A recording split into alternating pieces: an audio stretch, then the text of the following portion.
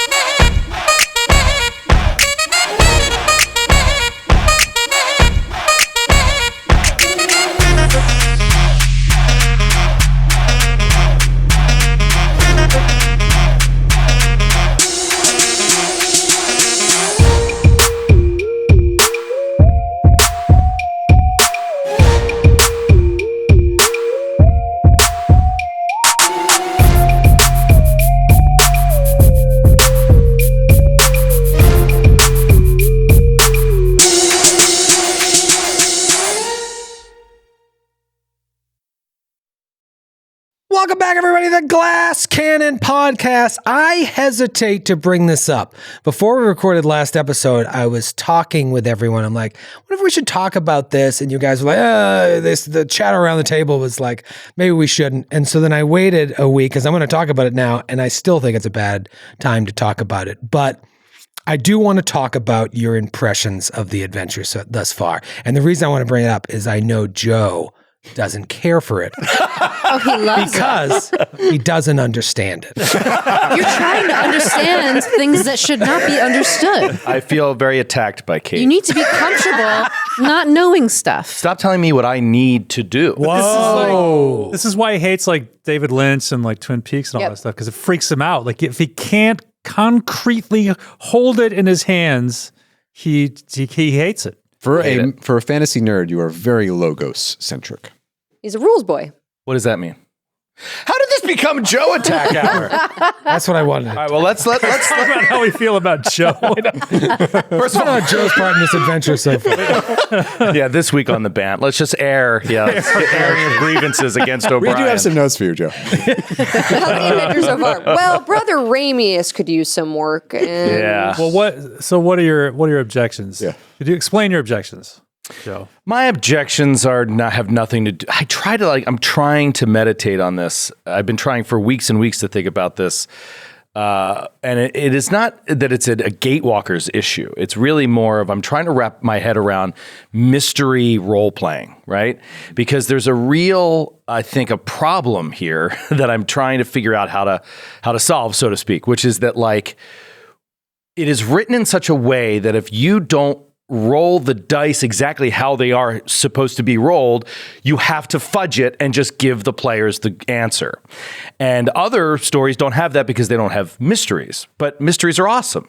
So I'm trying to wrap my head around these super, super complicated, vague, high level mysteries that we're going after. And the players all kind of fumbling. Sorry. The characters all kind of, I don't like it. I don't mind if my character falls on his face and dies. I've come to grips with that over the years. One would hope not. What I don't like is a constant reminder that my character and all the other characters don't know anything, and that they're stupid. Says and that they the can't man who figure runs it a out. Delta Green campaign. And well, that's why I said it's not a Gatewalkers issue. It's an overall issue. I sit there when I'm running a Delta Green game and I think, God, man, if they would just look at every piece of evidence that's here, it's all there. It's all there. It never gets solved by players because it is so complicated to solve. I think one issue you may be having is you're working under the assumption that you should know more. And that's a great Delta Green thing that I've tried to transmit to the players. My concern here is not getting answers in Gatewalkers. For me, to be honest, it's more about, can something happen? It feels to me like it's dragging. Like, you know what I mean? I'm like, some of these scenes are very interesting where there's like a conversation with an NPC and you're trying to plumb for information. You're interrogating a witness kind of thing. And those scenes can be kind of cool. But when at the end of all of that, you learn nothing, it gets frustrating. And I feel like that's happening over and over and over. Now, there's a big breakthrough last week, so I'm very excited to be where we are right now. This might be the rare case where the characters know more than the players. We did spend basically 20 minutes, all of us, trying to explain the first world to Joe before we went on the air. Oh, God. But can I actually offer an endorsement of your endorsement with the complication and then a rebuttal, if I might? Sure. So the endorsement is, I think you're kind of like zeroing in on a central tension of mystery role playing, which is that we're being presented with clues, but we're not scripted. So we don't. Yes. You're like it's Law and Order mystery. If you're writing a mystery story, it's a different process than actually living. And that's what I said off air. But also, the kind of mystery you're describing is kind of Law and Order storytelling, which is a very satisfying storytelling where each scene is a clue. Yes. Right? And you get the mystery will move along moves one you a step. little bit closer to Yes. As opposed to something, I get the kind of classic hard-boiled detective novel, which does have a very propulsive motion to it. And you are getting a lot of clues, but there are a lot of swerves. Like if you think about The Big Sleep, or you think about something, or any of the Dashiell Hammett stuff. Red herring, non-information. Or Chinatown's another good example. You get what you think is a red herring that actually will come back, 40 minutes later to be the key to understanding this thing that you didn't understand before. Mm-hmm. So but it's designed. It is designed. Right? I worry that what we're doing is just making the game suck. You know what I mean? As opposed to designing a satisfying ending. Yeah. I think my takeaway, because I'm enjoying this, but I think you feel like we should be further ahead than we are. But to me right now, like, we are still climbing the hill of the first act. Like, there's the problem of the Ayudara and like the missing moment, that is so big. That's like an end game quest, and we're doing all these little quests right now to solve, Farmer, whatever his name was, and his weird son, to me. Right, but I feel like they should build. But they are. I think they are. I maybe just disagree with you. I'm feeling like we're getting there's a vibe. I feel like I'm picking up on a definite vibe and atmosphere. And I feel like that's the kind of story. That has become more clear to me, like in the last few times we've played, is that it's just like, oh, now I'm getting a feel for like a tone and everything. Yeah. That is really interesting. The thing that I initially had a problem with was that, I think we were talking about this a little bit too, is the idea that our characters came into the beginning of the adventure having already met and known each other. So I think that was a little bit of a drawback, at least for the way that we play, in that we didn't have an opportunity for for us to meet our other people's characters, like as part of the story, and get to know them that way. Was like assuming that we can't have those discussions really because we're supposed to already be acquainted. So it's hard to shoehorn those in. Right. So like if you're designing a really good mystery or like a detective story and you start it with a detective and their partner, you can tell by the way that it's crafted that they have history and it comes out perfectly timed in an interesting ways. When you're not crafting it and you're supposed to like already know everything about each other or at least a decent amount about each other, it seems weird to be like, so where are you from? Right. When you're like, you've known each other for 3 months, you're living in a complex. Yeah. And it's like, well, okay, but then we never had that conversation, you know? Yeah. Yeah, I guess I always sort of considered it like you guys were rolling into Riddleson's situation at different times, along with other Gatewalkers. So your time with each of you individually may have been very limited. And it wasn't until this journey with Riddleson to Seven Arches did you really get to start to know each other. Now, that doesn't mean that maybe Ramius and Buggles hadn't spent a night having a couple drinks and talk. You know, that might have happened, but I kind of assumed that it was very surface. And your journey there was very journey oriented. It's like, hey, I'm about to travel with a bunch of relative strangers for a month. That first week, you're still kind of feeling each other out. And it was now like the second week of traveling together that our adventure begins. But it is easier when it's like you all meet in a tavern. Yeah, I mean, I'm just thinking about some of the other adventures, like Rise of the Runelords, spoilers for the first 4 pages of Rise of the Runelords, but everyone meets in a town. And we see them, we meet each other, like we experience that. And then like there's an event that sort of catalyzes their relationship as a group. And that I think Giant Slayer had a similar thing. Yeah. So I think that works really well. I think that's why like, well, you know, I've been enjoying the entire process, but it's just like I'm only really feeling myself getting into the story now. Yeah. Whereas I think in something like Runelords, like I got into it way earlier just because of that, helped by that experience. And that kind of. I mean, I would say that I'm really enjoying the story. I enjoyed all the Bolon stuff and the forest play castle. What's the actual word I'm looking for? It was the gnome hideout. The gnome hideout, yeah. And then this play castle. I don't know. This I'm really into. But I agree. Like the opening of it I think it's like you're opening on with a mission, but kind of as a lie. You don't. Yeah. You're that thing you're supposed to do was kind of a feint, right? And so instead of having that kind of big immediate. Instead of having the missing moment be the thing that kind of united us all, it was like, oh, we're doing this mission to measure the arches to see if they work, and they don't, but we didn't tell you that. And everybody already knew they didn't work. It's a very interesting situation in which the inciting Strange event Aeons happened is another 3 months before the show began. Right. Right. Yeah. Yeah. Strange Aeons is another great. Like we all wake up with similar like lost time, like memory, and we're all in the same. And we don't know each other. We don't know each other. Yeah. We're in this. We wake up in this prison together, and like that's breaking out of there, figuring our way out of there. That's what draws us together as a group, you know. It is. I like when I think more about it. It's just that lack of, as you put it, it's good. That event that catalyzes not just the story, but also the our party. relationship, our existence, our as a unit. Not that I wanted Lucky to die, but her dying really brought us together. It did actually. Yeah, that and was. It made it because like I didn't think about that at first. I thought that the like vibe being different was because this was my first time playing in this type of setting with you guys, but it was because like we didn't have what for you having to play in this setting. But like, yeah, we didn't have like, we're just meeting. Like we all kind of know each other, and it made the vibe different. But in regards to the mystery, like I don't know if it's just because I'm used to playing Call of Cthulhu, but I'm just like, yeah, I don't know what's going on. I'll figure it out at some point. Like, so I feel Delta Green too. I'm like, I don't know the whole time. And then something happens like this, like we figure out a path and the portal opens and I'm like, nailed it.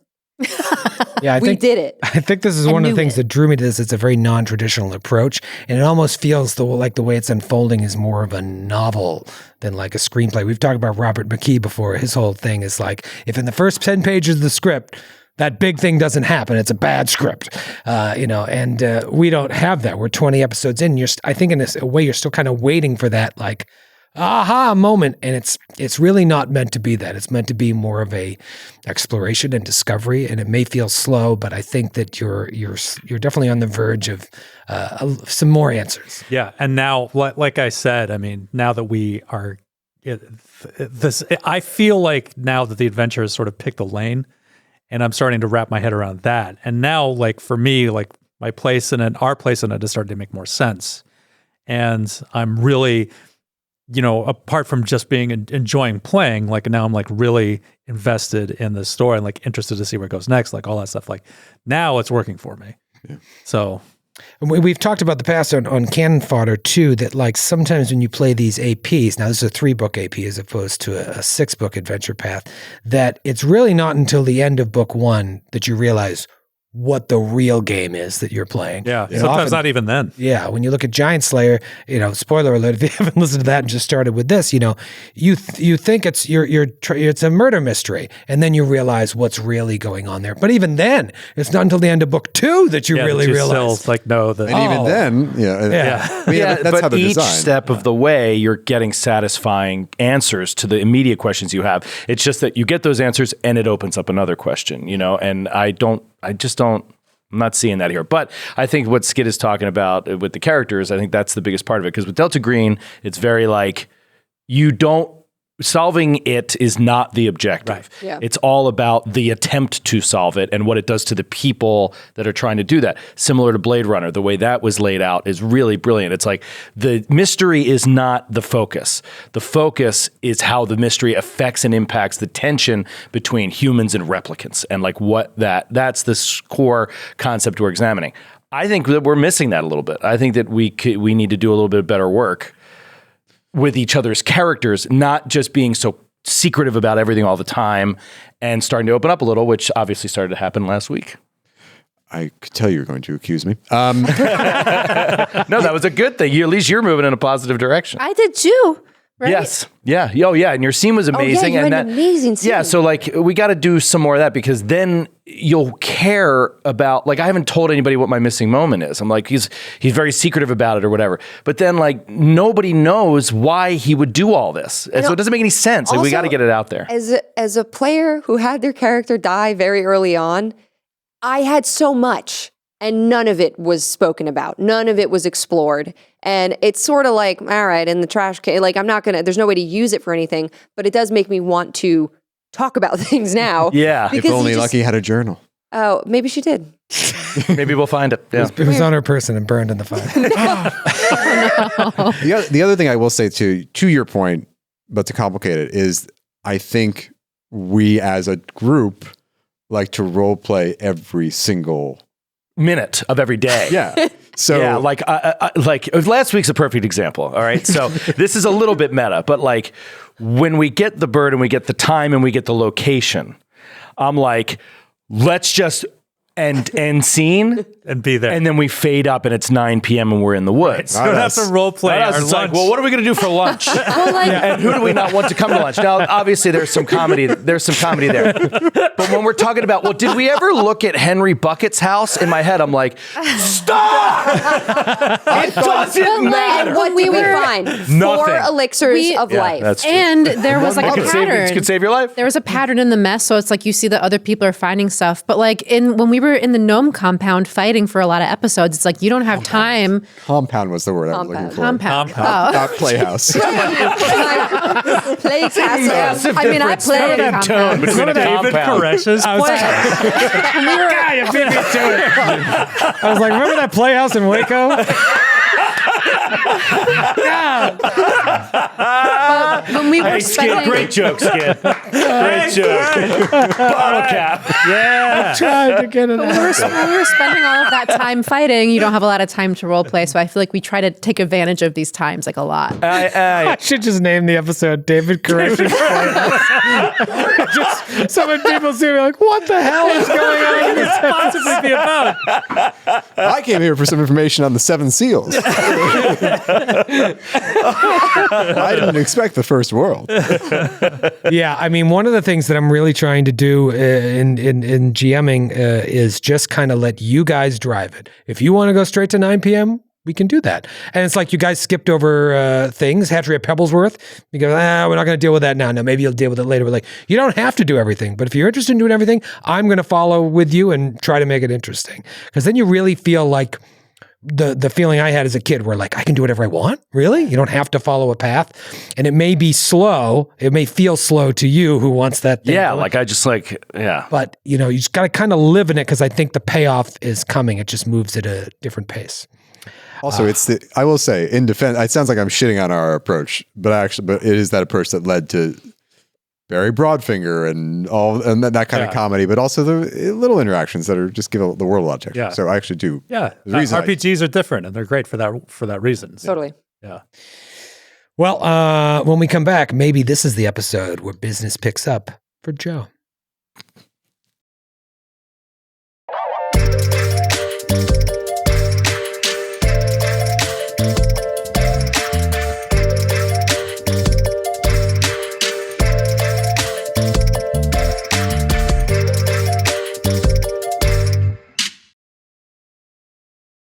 And we're back. Once again, I want to thank our sponsors, Demiplane, Foundry VTT, and Norse Foundry. Norse Foundry for all your random number generating needs. Check them out. I'm so excited. I wonder if I'll actually get to roll my shiny new Troy die today. Who's rolling with their die? I'm rolling with mine. Should be the only die you roll. Yeah, for real. Mine is imperfect. Oh, I forgot. The accident. Mine is imperfect. I thought we destroyed that in the forge where it was built. Norse Foundry's gotten a little bit of love. Demiplane and Foundry not so much lately. It's been a couple episodes of just role play, just mystery. Joe wants combat. I want to get this new character sheet. By the way, it's not new, but The Demiplane update. the Demiplane remaster is dope, and I want to take it out for a spin. So. Go ahead. Take it to the recap because we cross over into this dangerous place. I want to fight something. I have no recap. You guys know where you are. You have stepped through. And as you said at the end of the episode, and then when we went off the air, are we stuck? How are we going to get back? How are we going to get back? How do we get out? You don't know. You just stepped through. Second time in your life, you just walked through a gate. Yeah. We do that. That's what we do. That's what We're we the do. It's in the Gatewalkers. name. I would like to think I did this in the moment of last week, but I didn't want to, delay episode momentum. But can I roll a knowledge check about this? I mean, Matthew, suspect that the time passes differently in this plane, given our past playing experience, and also the 3-day, 3-night deadline you set out for us early on. Oh. But does Talitha have any idea about that? Can I roll something? Yeah, you could do Arcana, Occultism, maybe some First World lore. I'm sure you took that at Character Creation. I mean, you've said that now multiple times, which leads me to believe the AP must have the term First World lore in it 1,000 times. We just never thought to take it. All right, 22 Arcana.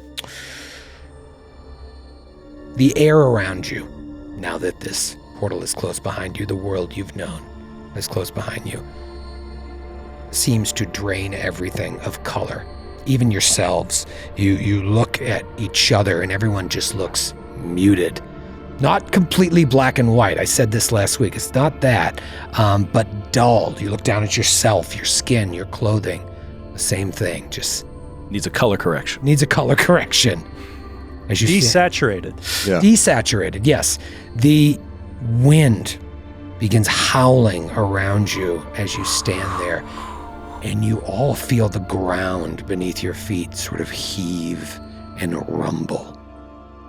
Is it like greeting you? Is it constantly like this? You do not know. Wait, literally, the ground is like It's alive? earthquaking? Yeah. Whoa. Like a subway going underneath. Yeah, like I thought you meant like it's breathing or something. While you look down, it does feel like there is some movement there, but then it stops. You look ahead in the distance in the horizon. You saw last week mountains. Well, you see one of those mountains now, and as it catches your eye, you watch as one of the slopes just crumbles and falls off like an invisible knife sliced a chunk off the mountain, and the slope just falls to the ground. And then you watch where that slope once was, and you see several trees start to emerge from the earth, fully grown, where the mountain slope once was, just rising up to replace the earth that just fell. You look around you, and everything is covered in rot and decay. There are ruins of old structures dotting the landscape up ahead. Maybe you even see like little movement of animals, and all the little tiny vermin you see all look twisted and wrong as they scurry off into the bushes.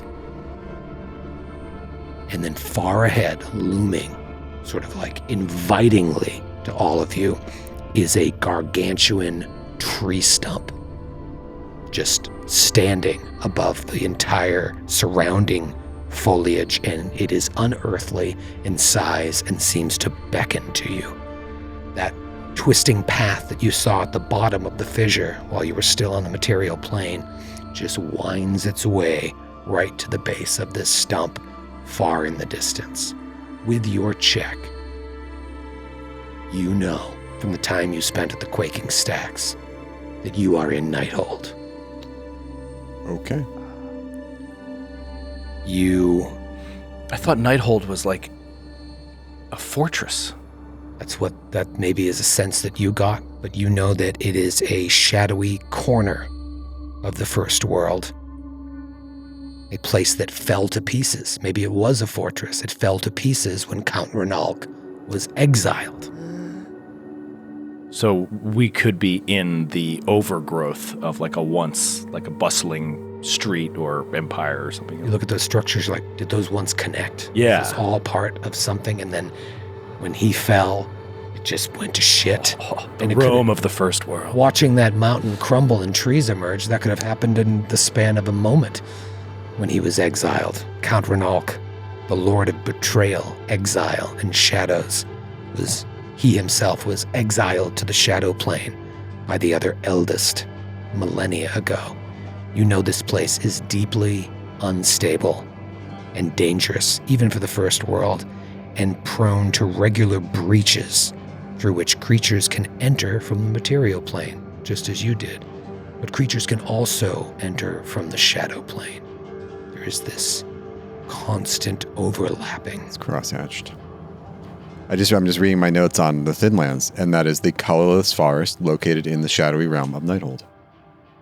So these are the Thinlands. So it's a realm. Got it.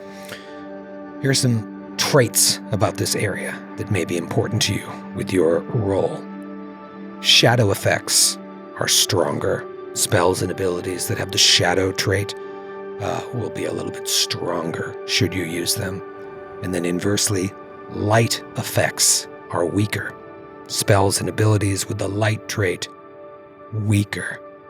And the whole area is dimly lit, just perpetually shrouded in dim light.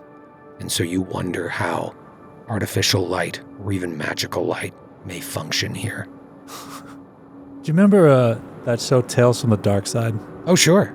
The intro, when they're like, it's like a camera like going through the forest, and it's just like, the world we know is all the light side. It's just like, but there is another world, and then like everything goes like black and white. Yeah. It's what it's making me think of. Is like, scared the shit out of me. And now you're in it. Now I'm in it. Dream come true. What do you guys want to do? Anything in my check about how time passes here relative to the material plane? I can also roll occultism if you would rather me do that. You rolled a 20. You rolled pretty high. 22. 22. Yeah. No, it's unstable, but it's not like the shadow plane. It's not like the shadow plane. Yeah. Right, so we still are on our clock. You're still on your clock, but you have reason to believe that it may be disjointed, whereas a second could be longer here, but then moments later a second could could be shorter, or a minute could be longer or shorter. You don't know how that will affect you if you're here forever. Would you age slower? Would you age faster? You're not sure. It is chaos. It is pure chaos. It's also tough because we don't really have a way of measuring when this gate might open again. That was going to be my follow-up question, right. Which is, do we have any understanding when we might be able to get home? That was not on the Broken Bird map. That information was not on the bird. Flash to your hotel room. Are there birds? A second bird is delivered. Yeah. It has the out time. This bird was running 10 minutes fast, by the way. That gate didn't open until 9:10. That's true. Maybe your watches were off. What was your question? Are there birds? You look up, you see things flying from time to time, but they don't look like birds. How far away is the stump from us? Might be a couple hours walk. Oh, hours? Really? I thought it was right in front of us. It's enormous. Oh. But is it the path that leads to it is as wide open as anything. It's almost like strangely wide open with all this foliage and nonsense and ruins around you. The path may wind, but it all leads straight to the stump, and it's clear of anything. But it's like in the distance. It's so far away. This looks like an aisle leading to an altar. It is calling me. Me too. You feel it? I feel it. I also feel like we shouldn't stray from this path. Well, let's follow the path. As we follow it a little bit, can I just like take a look into the woods around us, like do a nature check? I don't know. Sure, like, is if you anything walk- following us? You walk into like a little bit off the path. Walk along the edge, Okay. Just Give me a little nature check. see what happens. It's a natural 2. Natural 2. Look, trees. So maybe everyone I think it's grass. either you all start setting off or you're still standing there gathering yourself and you walk a little bit off the path to go just get like a closer look. And you start to look into the trees and then you look down and you're back on the path. Oh, I try to walk off it again. You walk off it again and it's almost like the world is twisting you back to this path. But it happens so suddenly it doesn't make sense because it's right here within reach, like a bush or something. And then as you start to walk towards it, it's almost like it's pushing further back and the ground is pulling. Do any of you back. see this? Fascinating. Yeah, what does she look like to us? It looks like she's just taking about a step or two away and then just turning right back. You feel like you're walking 5-10 steps. So you see me just like acting wild, but I'm just like, you guys, this is nuts. She's caught in like a is she drunk? Matrix thing. Have you been drinking? The path will not let me leave it.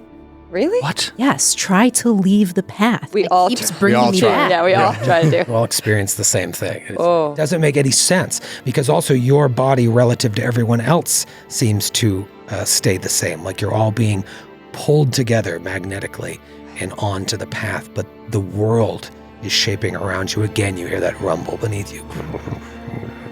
It's the world like reacting to your movements. Let's head for the stump. Yeah. Yeah, maybe I think we're making the ground mad. We're making the ground mad. You walk. This looks like a couple hours away.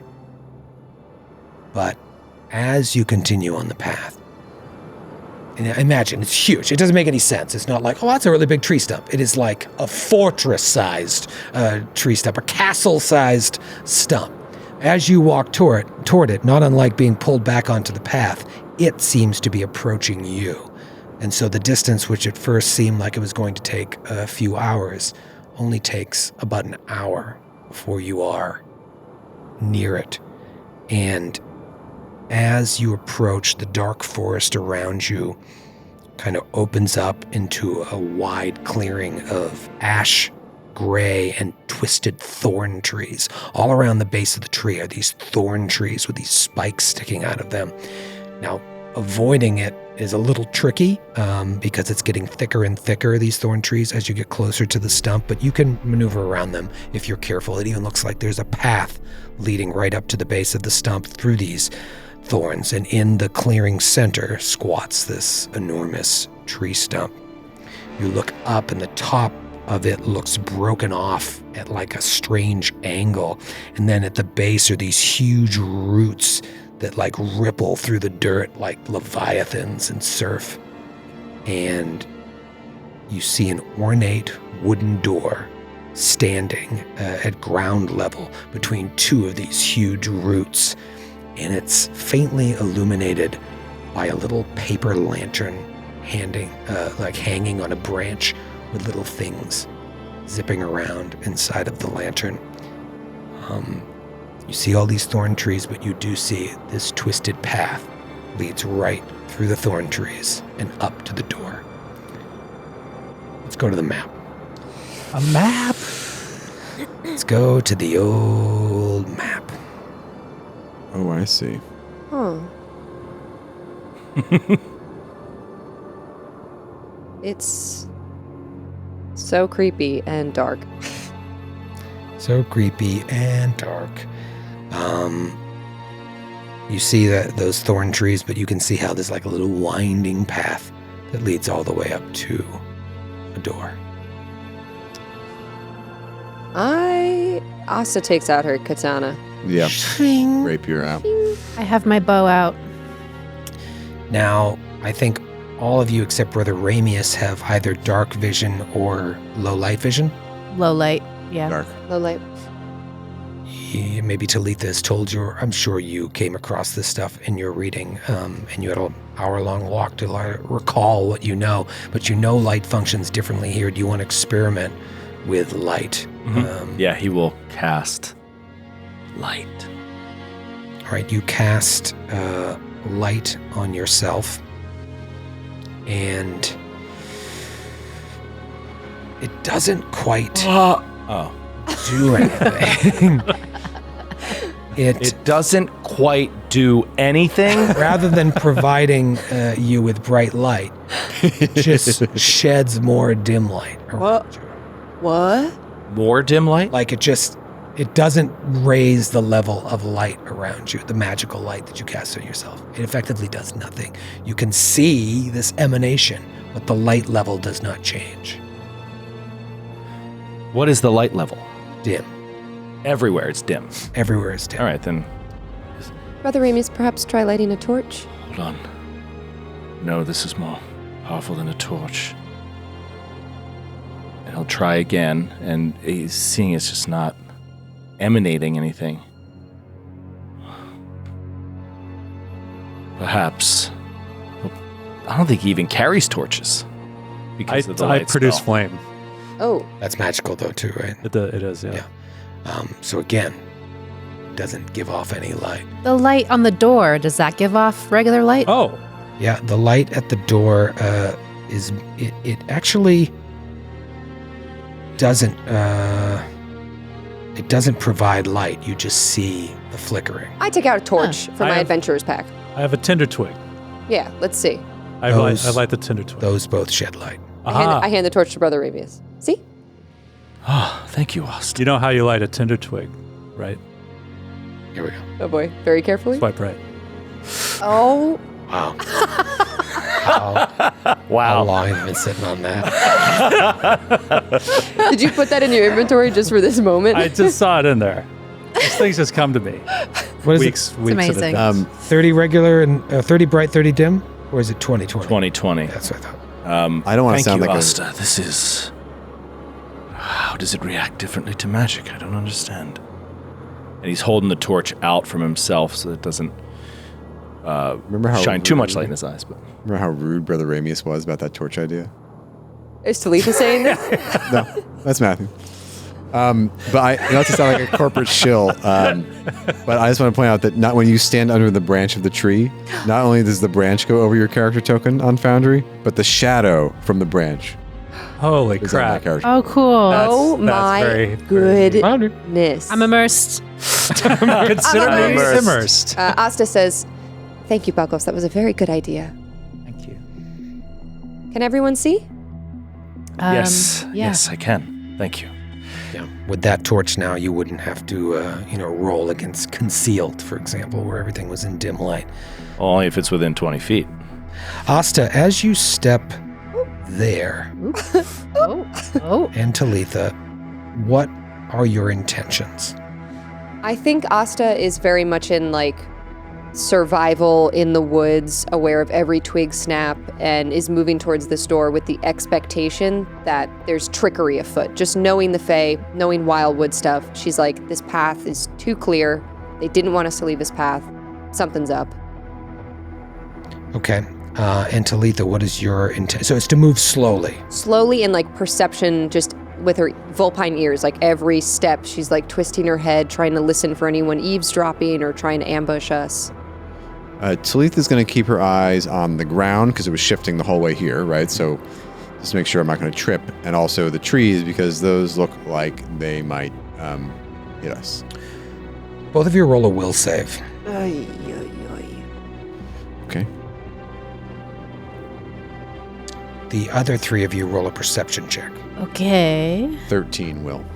19 will. Natural 20. Boom. Same. Natural 20. Nice. Come on, Joe. Oh, natural 17. Hey! Shabaroo. All right, here's what happens.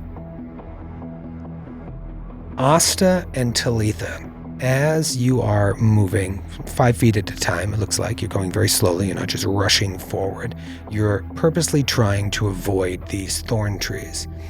But as you step forward and take your next step, your intention is to go forward, and both of you walk directly into these thorn trees. And you take 3 points of damage each as the thorns pierce your skin. Talitha, careful. Drink the potions. What are you guys doing? All of them. What are you doing? Meanwhile, Buggles, Zephyr, and Brother Ramius look ahead, and you see on that same branch where the little lantern with all those zipping things are in it, you see a creature standing there sort of proudly. And it looks like it has the body of like a skeletal owl, but its bottom half is very simian. It almost has like monkey legs and bony wings. And its eyes are 2 black shadowy pools. It's the same as the other things. So a The friend. umbrals. The Gorgas. A friend. Sounds very friendly. Roll for initiative. Oh. Almost. I'll roll over that natty 17. Yeah, can I just like bring You know all what? my Yeah, 20? keep those perceptions, and we'll have Asta and Talitha roll fresh. So, Brother Ramius, what is your John? 25. 25 for Brother Ramius, and then Buggles. What did you roll total? Total, I rolled a 23. 23 for Buggles. Yeah, I want to do that more often when you have the check ready to go. And then Zephyr, what was your modified roll? 24. 24. Okay, then a fresh roll for Talitha. 9. Whiz Talitha. Well, I mean, you're in the thorns. Of course, it's going to I hurt. got whacked by a thorn branch. Yep, that's very distracting. And then Asta. 14. 14. This all made story sense. Now, here's what I'm going to do is I'm going to move Talitha into a thorn, and I'm going to move Asta into a thorn.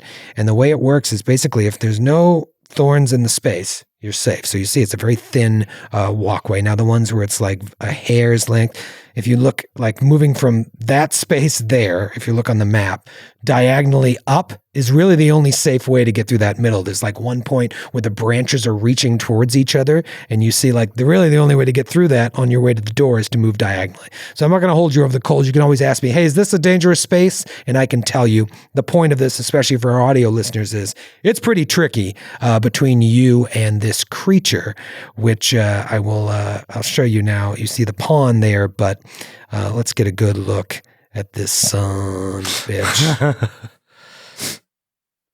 Aww. Oh. He's Now I really understand. cute. He looks like a baby. Look at his little He legs. looks like a baby. He's got little furry legs. It's like a baby bird. Yeah, it looks Looks like a baby of whatever it should With it's like- monkey legs. Yeah. Yeah, with monkey legs. and it's dead. Yeah, it's a bird that fell out of the nest. You see it on the street, except it has monkey legs. That looks alive to me. It's a bird you see on the street, except it has monkey legs. Yeah. Well, no, you walk down the street, you see a bird like fell out of its nest, little baby bird. And void It's eyes. and void eyes. and you Yes. stomp on it as And then- fast, as hard as you can. Yeah, because it has monkey legs. Yeah.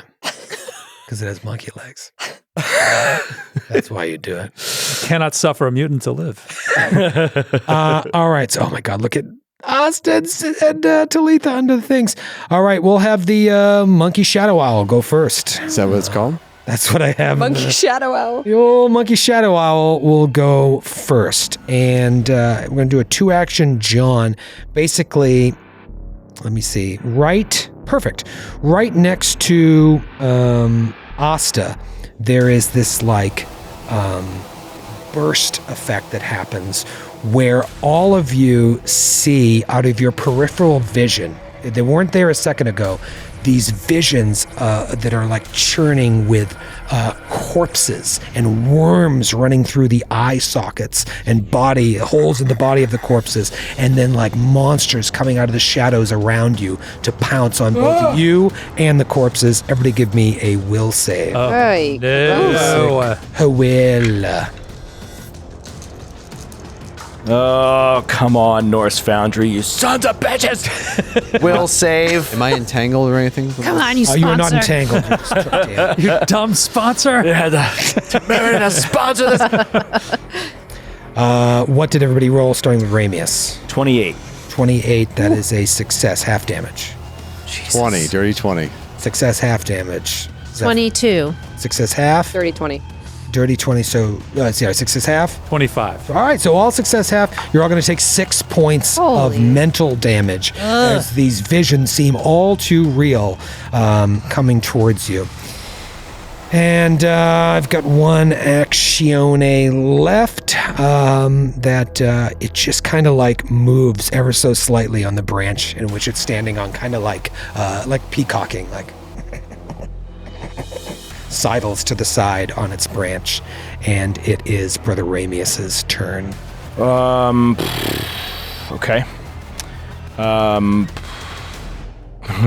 Brother Ramius is he like shrinks away from all these things that seem to be coming at him, and he can feel the damage that's being done to him, and he's just going to pray for the Keeper's intercession here, and he's just going to be like, do not fear them, do not fear what they make you think is there. It's not. You are protected.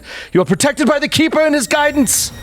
And I'm going to heal everybody. I'm going to burst heal after that initial hit. So he's going to use a full 3-action heal to do an aura of healing for everybody and heal 8 hit points for everybody. Beautiful. Thank So max you. heal. That was awesome. I was so worried there was going to be a 1. So he just channels basically. So everybody gets 8 hit points back. That's Thank you. helpful. All right. That is his turn. That is your turn, and now it goes to Zephyr. All right, so we have line of sight through the thorns. I want to get within 50 feet of this dumb bird, and I'm just outside of it, so I'm going to move. Oops. Let me ask you this. What is your will save? My will save? Mm-hmm. Oh, like the plus and minus? Yeah, the old bone for the Plus Plus and and minus. minus. What's the minus? Listen, You have a negative will save? no, I'm an expert in all my saves. +6. +6. Okay, you can move as you wish. That's what I thought. That's what I thought, motherfucker. I'm gonna move up like 15 feet or so that I'm within half my first range increment of my longbow. Okay. Get into monastic archer stance. She focuses in, hunkers down, has her bow aimed at this monstrosity, and fires 2 shots. How do I play this game again? First one is an 11. No. Nope. Sweet. Now we know. The next one is a 20. That one hits. It right. finds its way through all of these twisted thorns and hits. Ooh, max damage. Nice. 8 points of damage. Nice. 8 points of damage. Okay, so you hit this thing and it squeals out with a sound that doesn't sound good. Did all that seem to go through? Did? It looks all regular? Okay. Looks pretty good. It's made of the same stuff from where we're from, so. Doesn't sound like it, but I swear it is. Is that your final action? Yes, that's all I got. All right, so Zephyr does hit the thing, and now it is Buggles' turn. Buggles he's going to stretch his finger out, and boom, a ray of ice cold frost shoots at him. Ooh, Ray of Frost. Okay, Buggles is in the back end of the party here next to Brother Ramius, 70 feet away from the creature, shoots a Ray of Frost. 24 And hits. hits. Yes! Phenomenal. Yes! Oh, man. And max damage, 8 points of damage. Another 8 points of damage. Just a bunch of beasts right now. Hex, yeah. We're ready. And with my third action, I'm going to do a shield. So boom, boom, like magic shield in front of me. Magic shield. Asta. What is your intentions with my encounter? I have been trying to see what's possible for me. I can do range stuff, but it's too far, so Asta has to move. She's gonna move out. What is your will bonus? +6. You go to move out. How many feet were you moving? 15, 20? You know what? I was gonna take a 5-foot step. Just a quick, I know it's not a thing, but she was gonna move 5 feet away from the tree. Okay. And try to orient herself. And what happens is you move actually to a safe square, but not the square you were hoping to. You are compelled to move in a different direction, and you just take a 5-foot step south as opposed to away. Okay. Okay. I feel like you get the feeling of like you're gonna throw up, like when this happens, you know, like getting very disoriented. spun around. I feel like I'm gonna throw up. She takes a second and then she goes to move again. She wants to move next to Zephyr to kind of ground herself. Okay, and you have a +6. All right, that time you are able to move with ease. This Kind of feel like you're lost in the dark. I thought it was just like our modifier was what made it okay, but you're rolling for us every time we move. Secret check. As you're standing there, you notice that Brother Ramius's light that's emanating off of him, like, stops at the edge of a certain area as you get closer to the trees. And so it should emanate all the way around you. It's not something I can replicate on the VTT, but it just kind of stops at weird angles and just seems like, dim light beyond where it should be bright for him. All of you with dim and dark vision doesn't bother you, but it's very disconcerting and would make you hesitant to sort of move into that. Are you going to count, since I'm making these movements in pieces, I assume You you're... have one action left. Okay, that's what you're doing. That's what it wants me to do, yeah. So, okay, I'm going to try to then move... Oh, this is debilitating. Yeah, this sucks. Got to do ranged. You have to do. I'm not in range. I cannot do any range. She's too far away. Or it's too far away. I'm going to move 10 feet. 10 feet which way? I'm going to move 10 feet towards the creature still along the path, moving past Zephyr. See if that works. And so you were next to Zephyr. Mm-hmm. You actually move 10 feet right back into the thorns. Oh my god. And you take 8 points of piercing. Oh my god. No. Oh no. You just hear Asa scream as she runs directly back into the thorn bush. What are you doing? What are you guys doing? That must have been the most terrifying turn. Jesus. Right back into the thorn. What a waste. Sorry, guys. Okay, that's my turn. That was tricky. That was very unlucky. It is Talitha's turn. Okay, Talitha is going to... I looked at you. It is Talitha's turn. Make the choice. Kate. Talitha is going to step out of the thorns. Mm-hmm. What is your will save? +7. You actually step deeper in and take 7 points of piercing damage. All right. Awful. Can I shoot from within here? Do I have a line of sight on you? Mm-hmm. Okay, great. I was drawing my hand crossbow as I moved. I will now devise a stratagem. Okay. On this thing. Shout out to Norse Foundry for making this combat go. I will not be taking the shot. Very much in my favor. But I will, however, take my known weakness to give myself a free recall knowledge. Ooh, you want to do Naish or some sort of lore? Maybe you have an applicable lore? Scouting lore? Nature it is. Okay, 17. There is something Gorga-esque about its appearance, but is actually not high enough to know more about what this specific creature is. Those eyes, those are Gorga eyes. Yeah. So you wonder, does it have the same abilities as a Gorga? Is it a Gorga? You don't know. Okay, I don't know, but I'm not going to take my shot, so that's my turn. That's your turn. Well, you know what? I have an extra action then. I moved, I devised a stratagem, and I will try to move out of the thorns again. Don't do that! And you Has move to yell. anywhere you want with these. Okay, I move to stand next to Zephyr. Okay, so you get... That's how you move out of the thorns. I did it once successfully. Am I in a safe space where I'm standing on the map? Yeah, you are in a safe space, we'll say. You're in a safe space, Matthew. Matthew, you're in a safe space. I was in a safe Thanks, space. guys. Until the top of round 2, where it is my turn again, and things are about to get nasty right after this quick break. Oh, jeez. Nastier? We go into the alcove on the back wall, where we just see that chronometer, and the only sound left in the room is that of a ticking clock.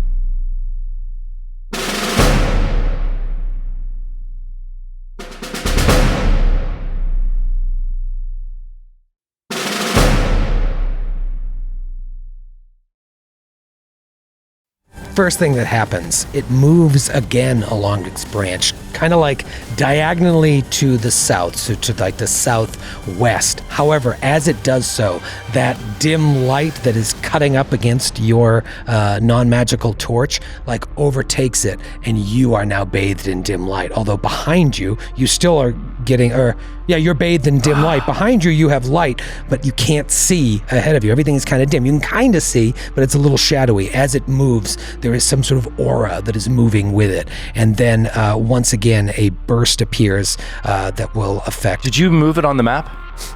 I can see it, but you can't. The creature? No, I didn't move the creature yet. I'm talking about the aura. There. Did the creature move? No, I just moved it there. So it only moved like a little bit. Yeah, I just moved to a the tiny southwest. little bit. Okay. Just to it's moving its aura basically, and then a burst is going to happen that will affect Asta, Talitha, and Zephyr. Same thing. You're seeing more corpses. It's kind of like, what is that movie? Is it Night of the Living Dead, where like the skeletons come up out of the ground around the woman? There's the day that the skeletons came to life. No, I guess that's not. It's not. The bones are the money. Poltergeist at the end. Poltergeist, yeah. It's kind of like that. You're surrounded by these corpses, but then monsters trying to eat you, to turn you into corpses, or also to eat the corpses. Give me a. Either way, it sounds terrifying. It's horrible. Give They're me a going roll. to pull your hair up, but not out. Up but not out. Natural 20. Hey! That's what we needed. Yeah. What'd you get there, Sid? 45. All right, Skid. Me too. No, Oh, wait, no. No, not Zephyr. Buggles. Oh, Zephyr. 13. Oof. 13 is going to be 10 points of mental damage, and Asta, Ow. you will take 5. Man. You're able to shake it off a little bit better than her, but you are terrified by this. In fact, as you look down, is that Ollie's corpse being like infested with worms and things lurking in the darkness to grab you and bring you back to your friend? It is now Brother Ramius' turn. Brother Ramius, Foul creature. you're not in darkness, but it is like you could see. There's a religious metaphor here. You could see, but now you cannot. I don't have it. Once You was once blind, could but now see. you can see. Yeah, sure. But now you are blind. Come on, priest. Oh, man. Okay. He's going to try to discern what this thing is through the dim light as he sees his companions probably, grabbing their head. He knows the vision that they saw. He just saw it a moment ago. I'm going to do a knowledge check, knowledge nature on this thing to see if I can determine if there's any defense against this beyond just prayer. That could be good, the Valley. That could actually be half decent in terms of knowledge. Stalling. I know. That is a 22. That is good. This is, in fact, a type of Gorga known as an oculi. Makes sense. And oculi Gorgas embody the fear of being lost in the dark. Yeah. Oh, come That's really scary. That's really scary. Say it again. They embody the fear of being lost in the dark. So that's Physical what they're embodiment. giving us. That's with what these they're corpses? giving. They're giving you the fear of, like, you're walking through the darkness and finding corpses, having monsters come up behind you, Yeah. but also Yeah, things from in your periphery, the things you just can't see coming. and trying to walk where you want to go, but getting lost and walking in a wrong direction. That is what they. Turn off the lights and you run up the stairs when you're little and you're like, oh, there's demons chasing Reaching me. through the staircase. Yeah. Gonna grab your ankles.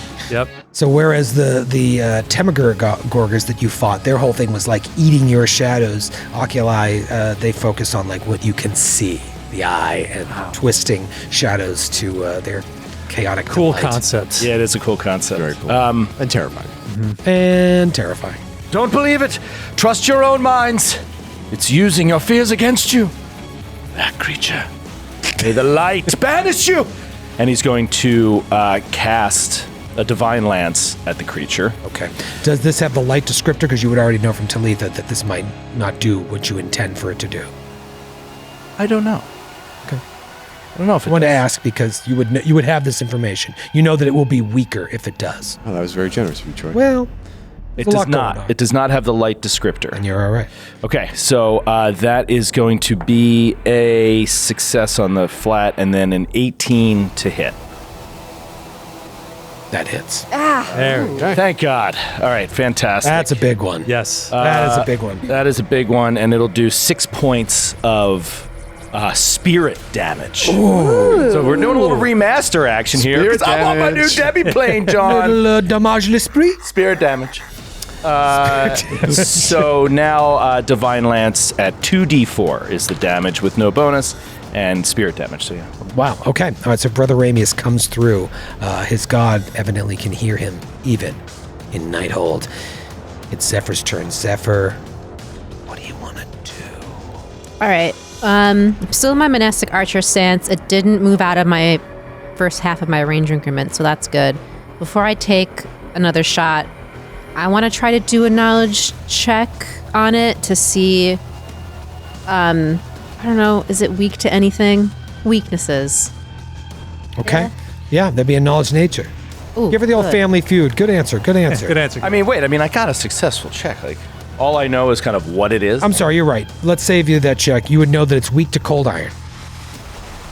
Cool. Which in first edition everyone had. right. No one has. Weak to cold iron. We always just kind of. Were the Gorgas? My katana just happens to be. I think they were. I don't want to torture you on that. I just didn't know if you knew off the top of your head, but I'm remembering. I'm just trying to really just flavor way to say that. You know, it's weak Yeah. to the same thing as the Gorgas. Tamagias. Yeah, they were weak to cold iron, but these creatures are actually weaker because they're more powerful. Ah, that's how it balances it. Tamagias. Yeah, so they're weak to cold iron if we have any. Do we have any? Not No. that I Ew. know of. When I used No. to build characters in first edition, I would always. It was have a like cold 30 iron. gold Yeah, pieces or didn't cost something much. to give. Make everything cold Yeah. iron. Well, okay, so I guess I didn't do that. I didn't make No, a save check. that. Yeah, Okay. see, this is kind of stupid. It's like things we should, like knowing we might be crossing over into this plane. Yeah. Like we should Shoulda, just woulda, have, someone should shoulda. have a cold iron dagger. We went to the library and everything. Yeah, we should just like bought one. Snailfoot had Flashback. an entire We're too coverage. busy planning lunch as characters instead of just sitting down with the tactics. Oh, I'm sorry. Do you think Finlands Farms had a cold iron weapon shop?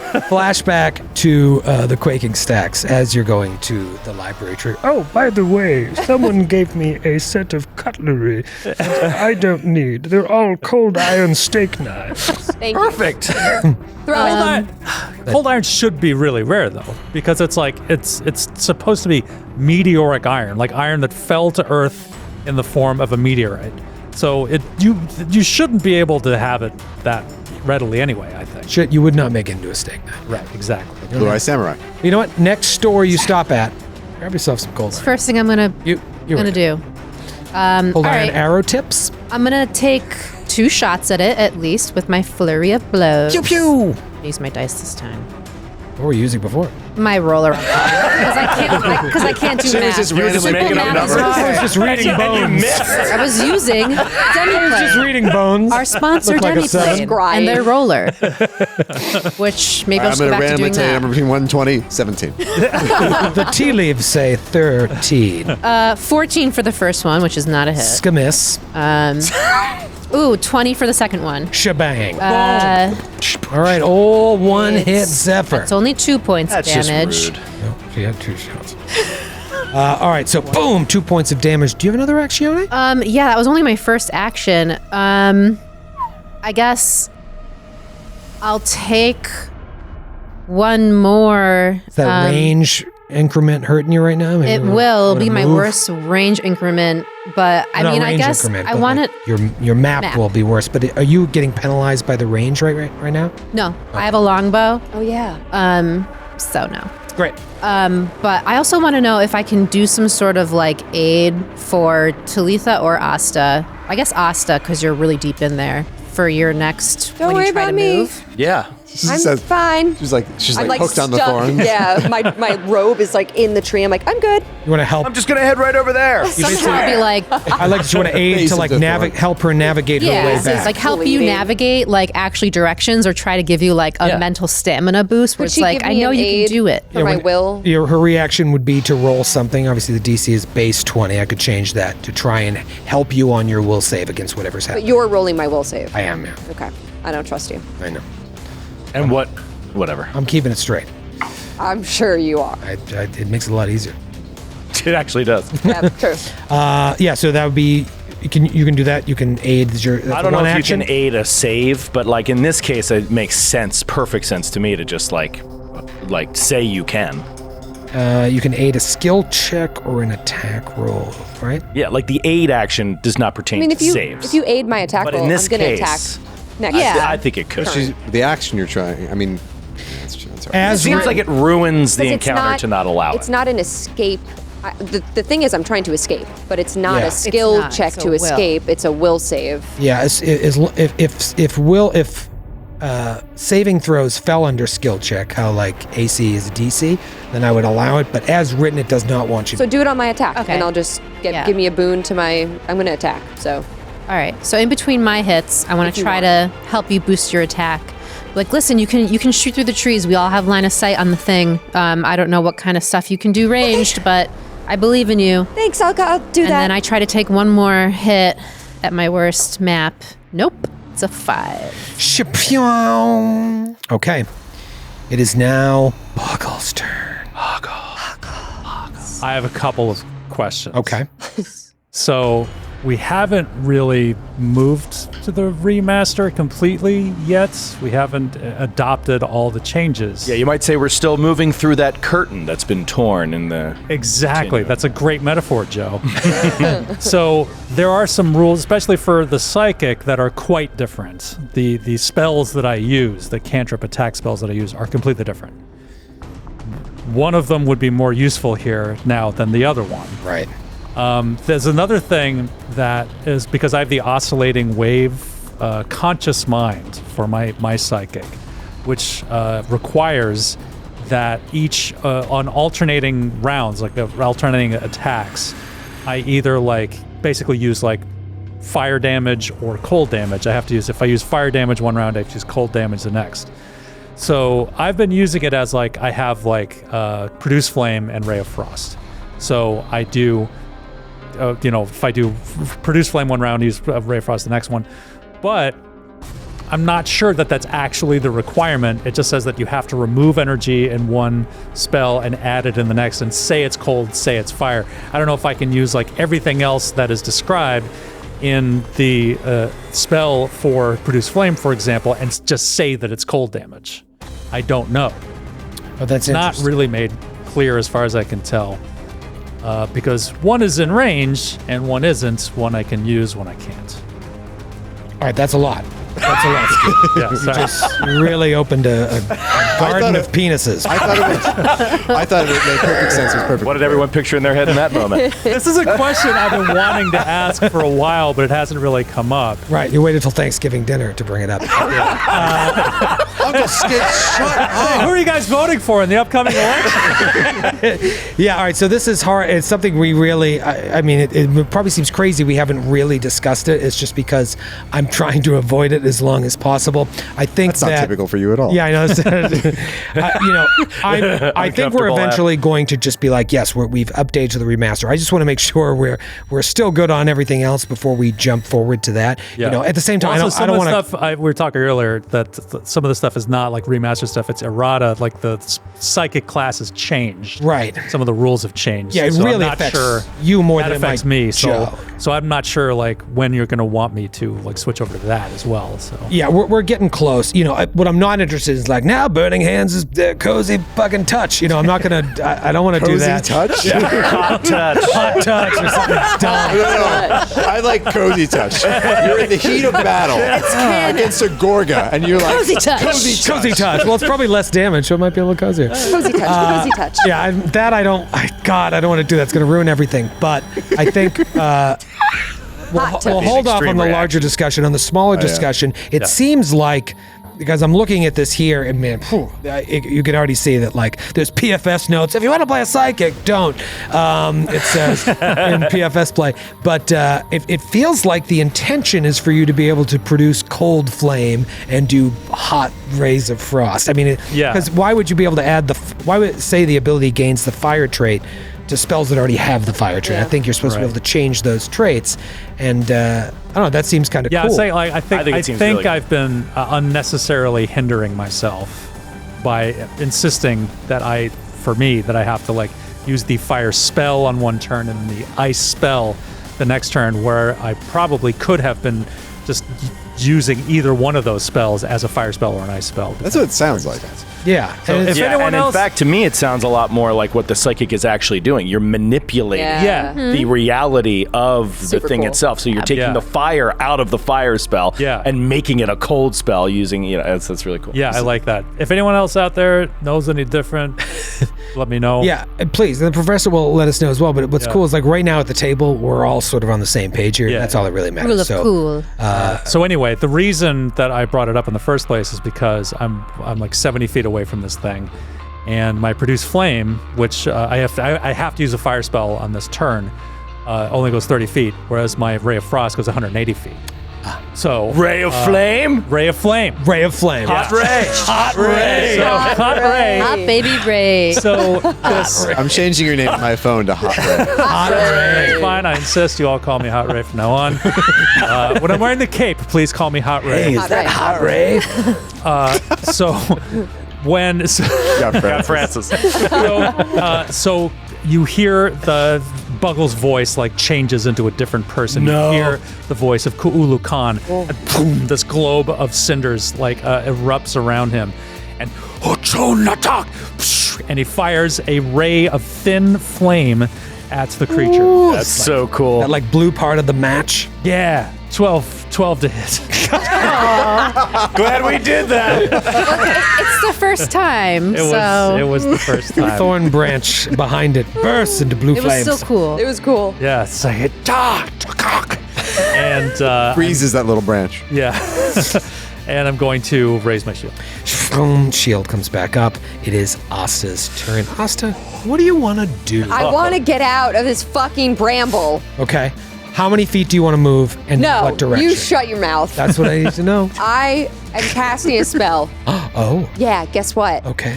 So actually, this is really cool about the Magus. We'll be the judge of that. This is really cool. So, as a Magus, because you are a weapon fighter and you're also a spellcaster, you don't need to necessarily have a hand free to cast your spell. You can two-weapon fight because you can replace. I'm going to read it verbatim. So Two-weapon fight or two-hand fight? You mean? Two-hand. I don't believe you. Because you can draw replacement sigils with the tip of your weapon or your free hand for spells requiring material components. And you can components? so you can replace about them with somatic. So you basically take away the like material manipulate stuff, replace it with somatic, so you can whip around your weapon, In the just air. move it in the air and speak instead of needing to like do, hand sigils. It and sounds really cool. It sounds like something a Magus should be able to do. But I'm just saying it so nobody yells at me when I say I'm always they'll holding still my. yell. Not us. What's it You called? don't need a free hand to cast somatic components. I'm trying to figure out what is special about this thing. Requiring material components. Which we It never can worry replace, about. which we don't really worry about. But Which yeah, you don't worry, but it's cool. It's It like a is cool very cool, thing because it would nerf a Magus. Because I was wondering that. I was like, okay, if I'm always holding my katana, how do I then do I have this? to bring out a bundle of clovers. Let me put my katana back in and then crush some Housefly's wings. elderberry. Flies away. What is this power called? Just for It's nothing. It's just something that I wanted to say because I was confused. just made it up. I was confused. What is the power called? No. Oh, it's an ability they I'm can just do? saying, I'm stuck in bramble, I'm holding my katana, and I'm able to still cast spells. Troy wants to Google this. It doesn't. No, I just want to know if it has a You cool read name. text. What's the... It's the Magus. It is in their character What's description. the heading of it? I don't know. I copy-pasted it into my... Because you're a magus, you can draw replacement Thank you. sigils with the tip of your John or your free hand for spells requiring material components, replacing them with somatic components instead of needing a material component pouch. It's just cool for a character of this type. I thought it was interesting. I dove really deep into the Magus class, and I was like, this is actually very dope that they thought about all this stuff. The header is Arcane Spellcasting. Thank you, Arcane Spellcasting. Very cool. Thank you to listener Kat for giving us this book. This is a Secrets of Magic pocket edition, but as a little flavor, she whited out the last sentence of every spell in the spell check. Are you serious? That is amazing. Stop. Wow. you So were now you're for not going to me. read the penultimate sentence of every spell. Oh my God, that is Because- incredible. It really is every spell. The They last know. sentence is whited out. They I was know like- that's my spellcasting. Thank you so much for this. It's very generous and It's so also easy. kind of a dig. So easy to not read the last sentence. That's so, so because it, always easy. the last. It's never good. That changes everything. Yeah. That No changes sentence. It everything. never helps. They never you. save the great part of the spell for the last sentence. This is a non-combat spell. Anyway, I cast from the bramble slashing gust. Slashing who? Slashing what? Slashing Gus to go with I- Hot Ray? Slash my hand. Hot raid slashing Gus. This season's favorite new buddy comedy. We're too wild and Yeah. crazy guys. Past the silly threshold for the session. Anyway, Tango and Cash of Pathfinder. I'm making a spell attack. All right. There's your Raid title. slashing Gus. And I comes Gus. aided you. I've already put it or in. Oh yeah, Gotta you write it aided. down. That doesn't matter. Rolled a natural 2. Oh boy. That didn't hit. Oh boy. We are the kings and queens of furious description. God. Terrible rolls. Wait, what's my ritual? Can I do something? No. How many actions was that? Probably 2. 2. All right. So anyway, I tried to do that. For my third action, I go into my arcane stance. I go into my arcane cascade stance. Ooh. So I'll get a 5-foot status bonus to my speeds. Yeah.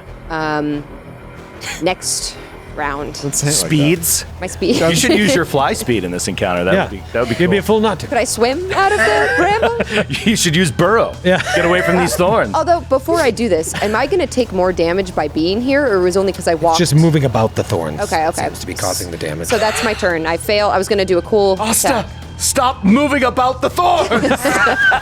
Stay put. I'm using my speeds. I'm going to get out Like you're just dancing in the thorns. Just like this with the tassels. with my tassels. Talitha, This is so weird. it is your turn. My turn. Okay, devise a stratagem. Devise it. Okay, there we go. Devise. That's a natural 18, so I will take a shot with my hand crossbow, which I assume with a 24 will hit. Yes, it will. Okay. What to do? I'm gonna roll my new Matthew D6. Ah, that one's not broken. No, that one did not get broken. Okay, that is 5 points of damage, Okay, chip-a-doo-whip. Yipperoo and away. and then I will. Oh, and an extra D6 for the strategic strike. Oh, don't forget that. So an extra 6 points of damage. Oh, my Lord. And Fuck, you die. Don't you get another? Oh, you already tried to recall knowledge, so it doesn't matter anymore. Like you can't. I assume retry it. I can't roll the same knowledge on it, right? Like once I've done it, and I got. You failed on it. I think you're not supposed to roll once you fail on it. Yeah, that's a 1E rule. I don't know if it's the same in 2E, but it should be. Yeah. We can play loosey goosey with it. Except it We costs an action. Well, no, that he gets No, in it's the a part free- like when he hits, right? With When I use devise a stratagem, I get a free recall. Oh, well, you already did. I feel like we talked about this on fodder. Like the intention is like if you fail a knowledge check, you're not supposed to roll again, or unless Something significant materially time. has changed. Right. Yeah, your access to that knowledge. Okay. But it's like sometimes you don't remember pertinent facts right away. Like Yeah. you have to keep thinking about it. So that could represent like a continued attempt to try to like remember something. Skid, you're being realistic, and you know we frown upon. Get that out of here. Okay. Because of this, the shared Wearing a cape. stratagem. Wearing a cape. Listen to me. I'm wearing a cape. Cape situation, I maybe know. longer. It's so comfortable. I'm sorry, man. No, go on. Please, I want to hear more about the cape because the cape is wonderful.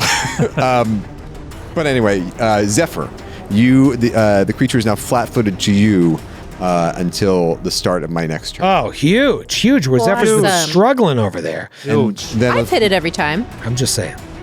You missed a couple. Let's be I honest. could hit it harder. Yep, you sure could. Get a crit. I was like, hit it there. And I point. All right. And then final action, reload the crossbow.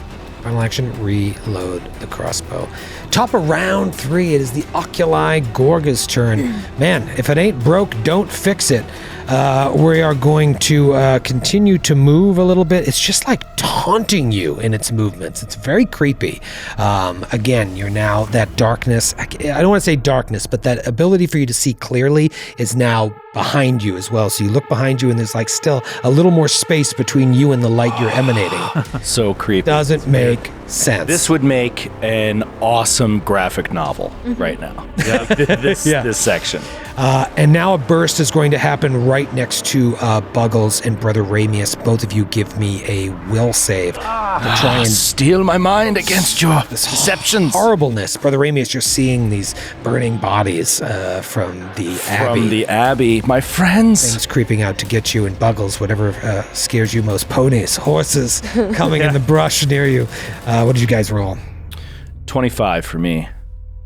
18 for Buggles. 25 and an 18 is going. Come on. 13 points to Buggles, 6 points to Brother Ramius. Jeez, this mental damage. This thing is just getting into your mind, using its shadowy talons to scrape at your cerebellum. Brother Ramius, what do you do? He's going to continue this attempt. I mean, he hit it last time, so he'll try again. He's going to try to cast his Divine Lance at it. Bam! Come on, man. Ho, ho, ho. 5 on the flat check. Oh, get that out of the way. Woo! DC 5, nice. Where's that Norse Foundry, John? Come on. Come on. Come on, baby. That's not going to do it. Well, it might. Actually, it might. Shut up. 17. Yes. I think it's AC 18. Yeah, it's 18. It's AC 18. All right. I'll say is a 17 missed and an 18 hit. Yeah. That's all I'm going to say. That's all I'm going to say. That's all I'm going to say. Said too much. All right, so, and he's trying to look through it, and the Divine Lance sneaks by. Asta, we need your blade. I know. And he is going to pray for the Keeper's guidance for you. So he'll cast guidance on you, which can be used for a will save. Less. If you so desire, that's be +1. +1 Okay. to anything you want. One thing on your Yeah. turn. Yeah, if Thank you could you. just succeed enough to close on this thing, it Could would be help. huge. In the meantime, it's Zephyr's turn. This thing is flat-footed for 1 attack or 1 round. Just to Zephyr until my next turn. Okay, great. So Awesome. every attack, it's going to be flat-footed. Here we go. Flurry of blows. I'm coming for you. I'm sorry, no. No? The next attack the designated ally makes against that creature Stop before reading the start that of my book next with turn. the white up. And the flurry of blows is 1 action. So I think it should count to both of What does it say? them. The next attack. It would just be the first one because the other Make one 2 takes the unarmed map. strikes. If the other one didn't take the map, Yeah. I'd give it to you. All right, It's out well, of my hands. It's the remaster. That was not the Blame the remaster. I'm just going to say that now whenever I want to make you up. Take it up with the remaster. Take it up with Eric Mona. Eric Moore. 14. Poop. Salad. Oh, 14 is a miss. Why was that a question? Because I Okay, forgot. why didn't Oh. you just lie? Okay, why didn't Don't you say encourage her 18? We know what that. the AC is. You can just do that? No, it's frowned upon. Wait, Yes, it is. do it you is guys frowned lie? upon. In the remaster, it's fine. Yeah, Oh. they say the last sentence is The last sentence of the remaster Well, how is did I do that? pick up your die rolls. Let me roll my We dice did for my time. second attack. We could lie, Lucky would still be alive. Ooh, it's a natural 3. Oh, All right. God, ice cold. I should have given it to you. These streaks, they Yeah. happen. They happen. Yes, what a hit. So, all right. So that was 1 action. I just tried to do flurry of blows on it. Not working. I want to try to aid someone before I make my 3rd and final attack. I guess. Well, 8 is a reaction, so you can just do it when someone is about to do something. You just have to set the action aside. So you say, I'm going to aid so-and-so. Okay. I guess I can't aid against will saves. So what I want to do is help, like, when these bad things happen with, like, the dead bodies, but those are all will saves. I guess, Talitha, I'll throw the aid right back at you. Maybe it'll be caught on your turn. So I'll save an action for that. When I attack. One more hit at a -10. It's a 5. Man. I can imagine, like, yes, I'm giving this to you as a clear shot. I think there are probably GMs that would be like, I don't know, the branch Totally. bonus, but I'm giving it to you. And it's just still not happening. Or no, the wait. dice won't let you. It's a -10, but I still get my +8. So it's still gonna miss. It's a 13. Yeah, you're trying to get through these branches. This is why I use the thorns. online roller, sponsored by Demiplane. Demiplane. Because I can't do math. Yeah. Math. We're also sponsored by a dice company. Kate. I do the math that I can't do with North Foundry. Our newest sponsor, TI-81. Buggles, you Texas are up. Instruments. Okay, so I'm still possessed by the this other being, the Ku'ulu. And Brother Ramius, by the way, is like, I don't know how often he's been this close to it. Maybe not yet, because you've only done this like twice, maybe, right? I've done it Handful of times. a few times. But yeah, I mean, if you are like close to him, like it literally feels like a ghost has replaced who you knew as Buggles. When you were both on the rope at the gnome compound, he was doing that below you. I just like you're giving us an analogous experience to when this happens to our goblin compatriot. Right. And the real world analogy was a ghost replaced your goblin compatriot. But it's like in The Exorcist when Linda Blair. It's like when it's Linda Blair. It's like, oh wait, now it's not Linda Blair. Like that's what it feels like. It's not like Buggles got angry. Like, it seems like Buggles is not even there anymore. Possessed. Yeah. There is no Buggles. There is no Buggles. It's the Lou Ferrigno to your Bill Bixby. Exactly. So Buggles, the cloud around him, this aura changes into ice and frost. He cursing, and this other voice fires again. That's better. That's 24 to hit. Hit. Okay. Okay, that is 6 points of cold damage. I get 3 temporary hit points back. Huge. Okay. And then with my third action, who is most hurt? Who's hurt besides me? I'm hurt also. I'm hurt. Okay. I'm 8 points down. You're probably Asta's the most hurt, I think. Ow. In the thorns. You had to put a number on it.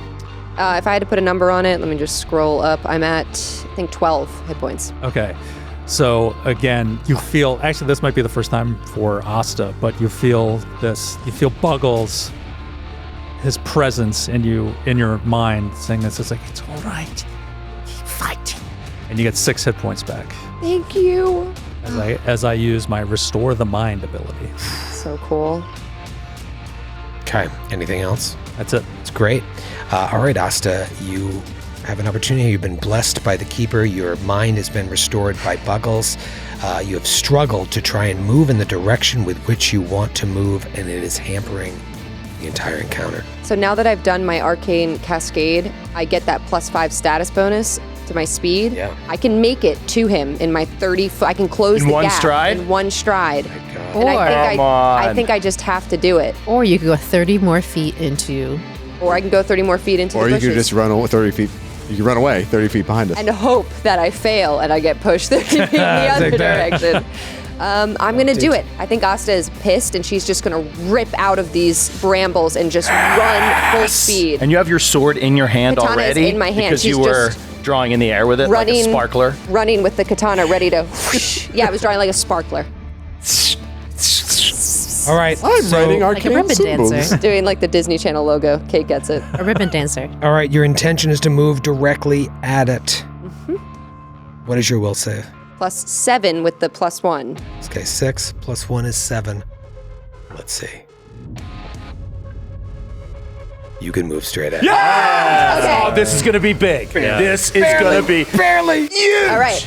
So I run straight at it, and I'm gonna do my spell strike, Gouging Claw. So as I'm running, I cast Gouging Claw, and it's combined with my my spell strike. So with spell strike, I channel the spell into the attack. I first cast the spell.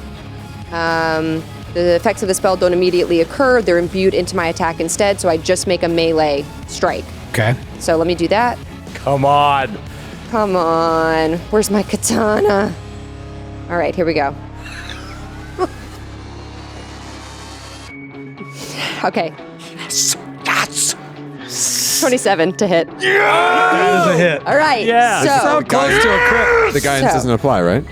Well, Just one. she I already used used it. it. One roll. but that's fine. Okay, so first for my katana, that's 1d6. So let me solve that. Okay. It's a 3. Okay. And then Can Kate aid? Oh no, you. Wait. What did you just say? I Your did. damage with the katana is 1d6. plus your strength modifier. Crit. Oh no! Oh no! Sydney's doing math.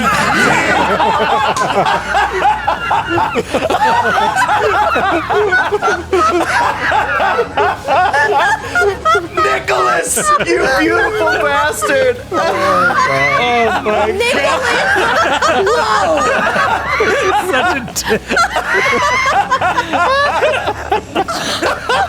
Oh no! Sydney's doing math. I didn't know where that was going. I was like, what is this crap? Oh my god. So cool. I forgot that existed. I know. He the said first time I that to heard me that. a few days ago. Oh my Oh, that's god. great. Yes. Thank you, Skid. Thank you, Nick. CJ and Francis are losing it back there. Oh no. Oh no! Sydney's doing math. So it is. I've done the math. It's plus my strength 4, 7 total. I rolled a 3 plus my 4, 7 All right, so it's 3 regular. with the and katana. You didn't have the strength thing, so it's gonna be another 4. Yes. Gotcha. All so right. that's just the katana. Good math. That was good, easy math. Oh no. 3 plus 4. God, that's so funny, Nick. Okay. It's so funny. Now, the gouging claw, my 2-action spell, part of the spell strike. That's going to be 2d6. So it's just auto damage. Yeah. Yeah. Yeah, because you don't have to actually It use struck the spell through attack. the blade. Yeah, she hit with the It melee discharges strike. into my jaw. Except, I guess my question is, because the spell still has a potential crit, I have to crit on the Yes. weapon attack. Okay, cool. So it is Yeah, 2d6. things get ugly. It says that you have to use a spell that has a spell attack roll. It's basically what you're doing is replacing the spell attack With my roll melee with your attack. melee Yeah. attack. Okay, With cool. your strike. That's So that is so powerful. 3, 5, 6, 7, 8 points of damage from the gouging claw. So a total of 15 on that Damn. strike. Yeah. Nice. That's great. That's great. And you kill it. Oh my He said, goodness! Brother Ramius was like, we need your blade. That fucking blade's ridiculous. Thank you for the guidance. You're able to. Yeah, that probably made the difference. The guy, because he said Did he it? just made it. He did the right? secret roll. Just say it. Well, it was on her will save out of the thorns. Yep. Yeah, I don't know. I know, Jeez. but that, I think you were off by 1, so I think you. I think you would have like just hit the save. Synergy. Put that 1 over.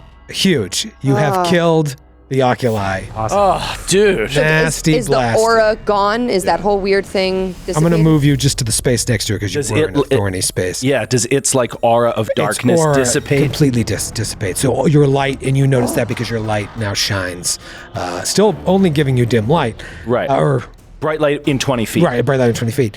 But Only because it's non-magical. right. Oh, what a And bastard. can we walk through the trees without having to? You can navigate your way all the way to that door, that little lantern with the things moving around in it, with ease. I run up to Asta and I It's give safe her a now. high five. Should we do a little healing? Hell yeah. Of course. Ow, Wait. ow. Buckles, are you all right? You look...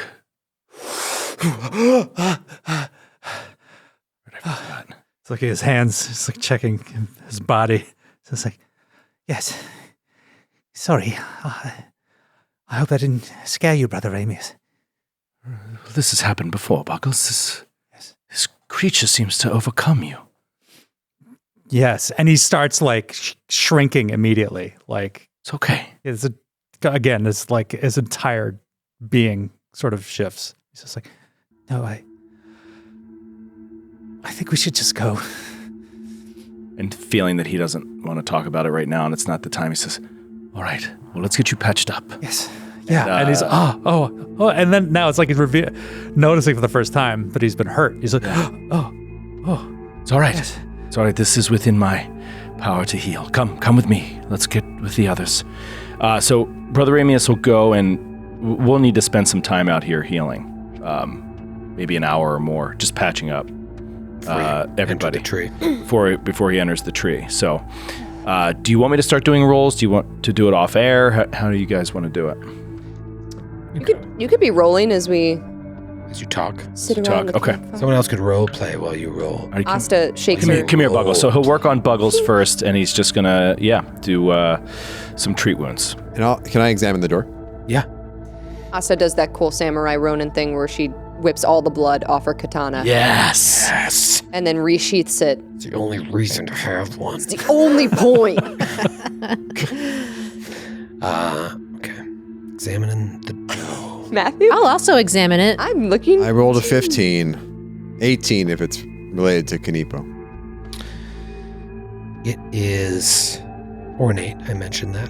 A wooden door, maybe made out of the same wood as the stump, but nothing out of the ordinary. And nothing. Is it locked? Is You it locked? check it. I rolled perception. Doesn't look locked. All right. Was this thing like guarding it? Is it trapped? Was it perched out here? It was perched out here, perhaps to guard its entrance. Can I check the Check for traps. the body of the bird? Like, is there anything on it? There's nothing on it. Okay. You Just are see that. The only thing that's making noise here is that little amazing. lantern with like things buzzing around inside of it. Can I look at the lantern? Yeah. It's like made of paper, and there's like tiny little circles flying around inside of it. Can I move it? Mhm. Can I take it down? Mhm. Can I look in? I want to see what's in it. Okay. It's paper that you would have to like rip or poke a hole into to see what's inside. I think it's fireflies. Don't let them fly out. Why? Because don't you want to be able to use the lantern? We should let them go. I mean, we can all see fine. That's true. You can't. Do you He's mind gotta if I figure it let out. them go? No, of course not. And he's really preoccupied with Buggles because he's having a hard time figuring out how to help. Like, Dad, Slim! you'll be all right. Calm down. Stop squirming. Help, please! And he So fails his much treat wounds attempt. Blood! So he has to attempt again, and then he does get it. So he'll heal you 11 points, but we're already That's at 20 minutes. That's pretty good. Did you get me? Give me a little. Yeah. I'm 10 down also.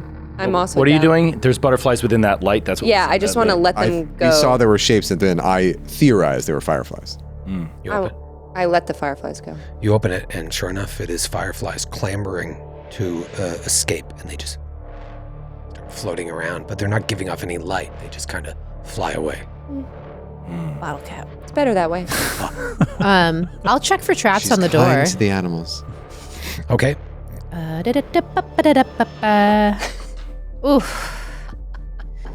11. Cool. Don't see no traps. Cool door.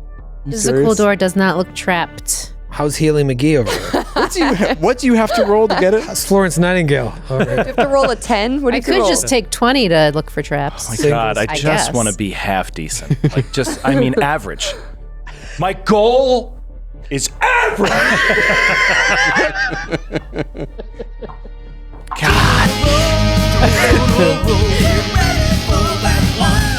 So that is actually a crit on the second one. Oh, so nice. he's attempting to heal Talitha. Again, fails. Maybe it's the dim light. He can't see as well. Yeah. You're putting the torch up against it, but the firelight is just not enough. I'll cauterize your wound. That's my face. Like doing surgery, you're like, I can't see. Move that torch closer. All right, I'll fix How that it. close? Oh, man. Okay, so that is 18 points of healing. Okay. I'm feeling great. Time is passing. And he's like sweating now. And who else? Step up. Everybody's like, I'm all right. I'll just, You know what? I'd rather You die. know what? I'm cool. I'll walk it off. You know what? He's going to roll a cigarette. Oh my God. Light it with the torch. Light it with the torch. Sets it down on a shadow rock. And continues. Oh, another crit for there you go. Zephyr. Another crit for All Zephyr. right then. Wow. Yeah. Oh my God, 10 points Oh, of healing. that's on a perfect. crit. That's That a terrible is roll. Chef's kiss. That's all I need. And then a couple more, yeah. Asta, another crit Boom sauce. It's all averaging out now. There we go. 16 points of healing. Plenty. I'm up, back up. All right, so how much time passes throughout all this? So it was 20, 40, 50, 60. So that's 1 hour. Okay. And then he's just got to do himself. Okay. So it's going to take 10 minutes. It's mental damage. So Ooh. natural 20. Oh! As he prays and centers himself. And I do have to roll it still because... See where those natural 20s are seen. Even though I only needed a couple points. Yeah, all right, he got it. So, 20 points. Nice. Of healing. See, even when you shoot to be average, you fail. Boom. Wow. Brutal. Turned Wow. 4 crits into a failure. Thanks, Kate. Somehow recharacterized. That's failure. The incredible string of success is failure. Like an IRA. This door stands in front of you, just as invitingly as the stump did when first you entered Nighthold. What do you do? Open it? Should we knock? No. Asta, I don't know. I don't think we should just open the door. Talitha opens the door.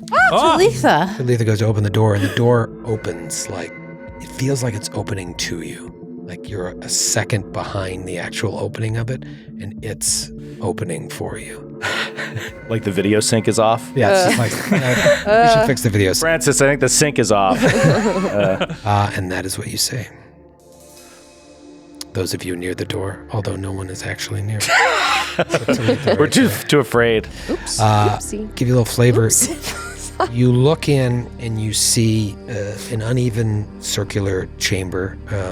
Fist-sized tunnels riddle the walls and ceiling. Ceiling's about 12 feet high. That's a bad sign. Of this chamber. It looks like the trails of like worms. Oh no.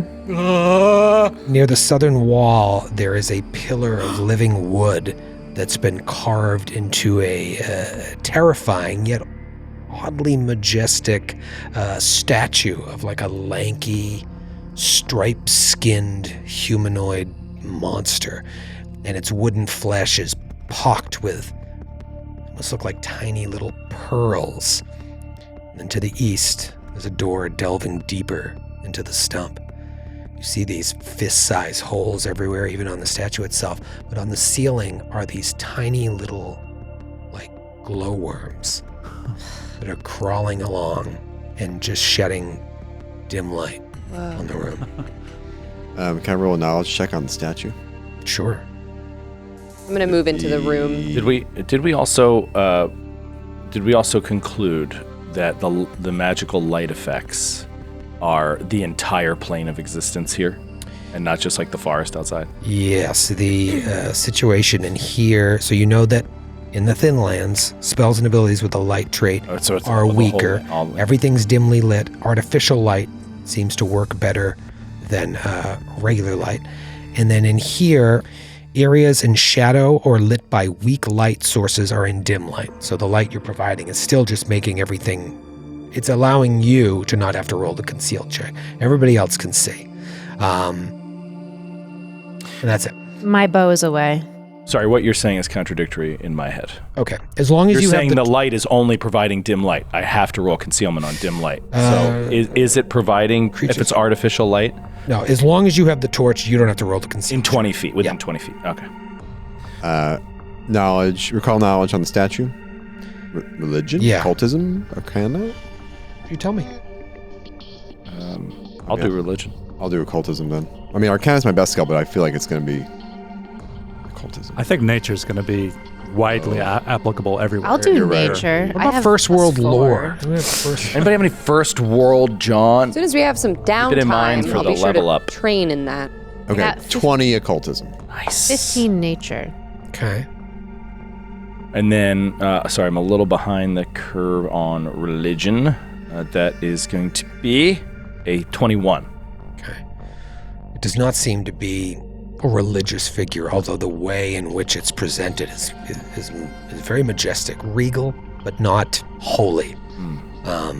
Is it a slender figure? It is a very slender figure that is tall, and its appendages are very, very long. Knipo. Knipo. So Could be. Not does not its the visage feel like what we saw in the alley. It is similar, but this one almost looks more majestic, stronger. The thing you saw in the alley didn't look particularly strong. Maybe that's like a shadow of what it would be here. It's a more robust form of itself in its home. Or maybe it's environment. being depicted as stronger. Yeah, maybe it's like a worshipful sort of depiction of it. Yeah. Is this so? Could it be that Kanipo is the Duke? Count. Like, could the Count? Could they be Who was one and the same? exiled? Yeah. No, I believe they're separate figures. Let me check my notes. Because I wonder if is this the Duke or Count or whatever. Count was exiled. Yeah. So I guess they wouldn't be statue worshiping him at all, right? If he was exiled. Kanipo the Slim. Yeah, they were talked about as like two separate entities. I mean, maybe they're the same, but Yeah. Just one working theory. And, the statue has those same holes as the ceiling and the walls, but some of the holes are full of what look like pearls. oh, Sorry, and can I confirm that this is all wood? Like the inside, is it the cut out inside of It's an the Great absolutely Hollow. gigantic tree? Yeah. I want to Amazing. look at the pearls.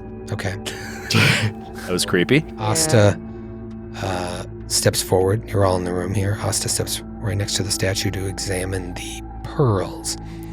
And as you're looking at them, you realize they aren't pearls. They're humanoid teeth. And it's at that moment that all of you hear a buzzing sound coming from all around you. And you see coming out of the walls, the ceiling, Giant termites. and the statue itself, like all these tiny little winged creatures that form together into one large swarm. And they're all holding pliers. Oh no! And we'll see you next week. Oh, more teeth! Oh no! Tooth fairies! This is so messed up, man. This is really messed up. This is a marathon man. real.